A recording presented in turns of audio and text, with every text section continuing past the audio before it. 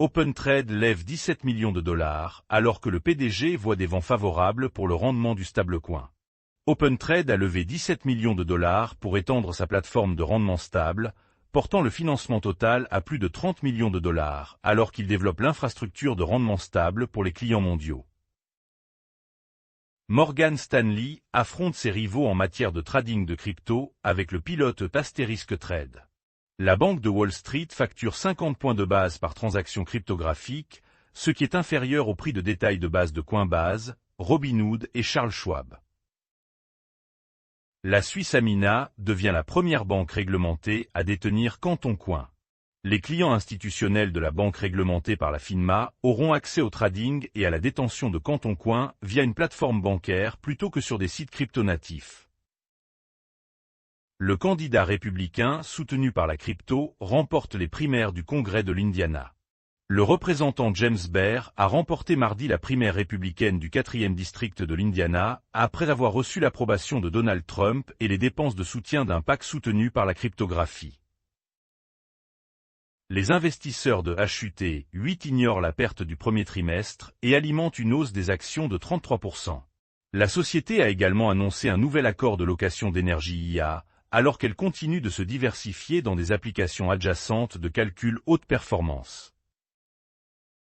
Le sénateur américain déclare que le vote sur la structure du marché de la cryptographie pourrait avoir lieu d'ici août.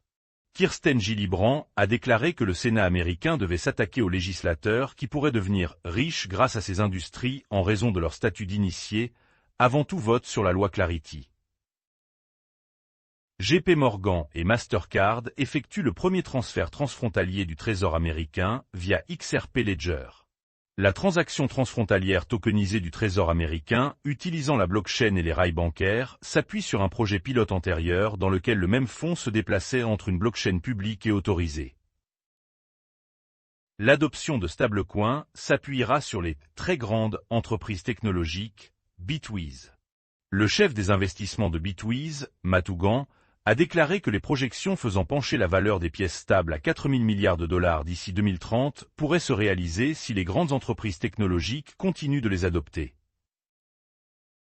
Aave liquide les positions RSETH du hacker Kelp DAO sur Ethereum, Arbitrum. Tadeu Pinakiewicz de Galaxy Digital a noté qu'Aave n'est plus qu'à 10% de la récupération des créances irrécouvrables qui ont frappé son protocole de prêt après le piratage de Kelp DAO. Les pièces stables réglementées par les Émirats arabes unis développeront des rails de conversion AED-USD pour le règlement institutionnel. Le système permet une conversion quasi instantanée entre les pièces stables en dirhams des Émirats arabes unis et en dollars américains dans le cadre du régime de jetons de paiement réglementé du pays. Le Bitcoin américain lié à Trump rapporte une perte de 82 millions de dollars au premier trimestre et un manque à gagner.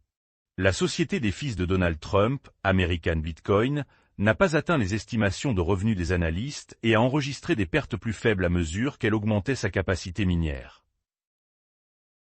Le cofondateur de Samurai Wallet lance un appel aux dons pour payer 2 millions de dollars de frais juridiques. Les cofondateurs de Samurai Wallet, Keon Rodriguez et William Lonergan, ont été condamnés respectivement à 5 et 4 ans de prison pour leur implication dans le protocole cryptographique. Les attaques quantiques pourraient s'aggraver sans preuve de propriété. NIR1. Les développeurs de NIR visent à mettre en œuvre une solution de signature à sécurité quantique sur testnet d'ici la fin du deuxième trimestre, a déclaré Anton Astafiev de NIR1. Bitimb entre dans la course aux licences de cryptographie au Vietnam avec l'accord SSI Digital.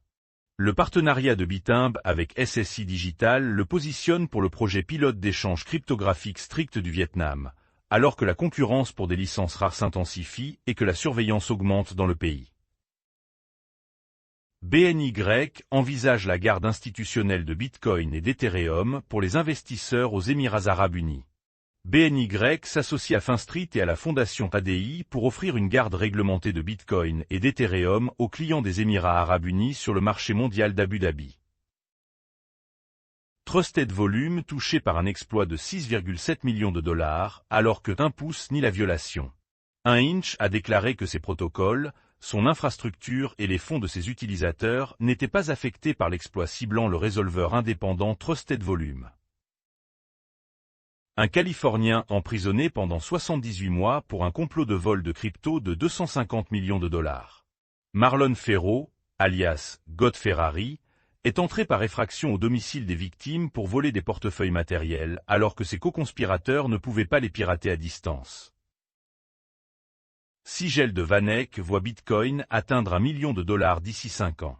Matthew Sigel de Vanek affirme que Bitcoin pourrait atteindre $1 million dans 5 ans, comparant les tendances d'adoption à la transition de l'industrie du jeu vidéo vers une utilisation grand public.